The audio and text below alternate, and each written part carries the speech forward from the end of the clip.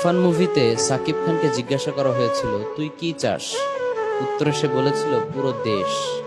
Exactly এই সিনটা কেজিএফ মুভিতেও ছিল। সেখানকার হিরো রকি ভাইকে জিজ্ঞাসা করা হয়েছিল তুই কি চাস, উত্তরে সে বলেছিল পুরো দুনিয়া। তার মানে সেম সেম বাট ডিফারেন্ট।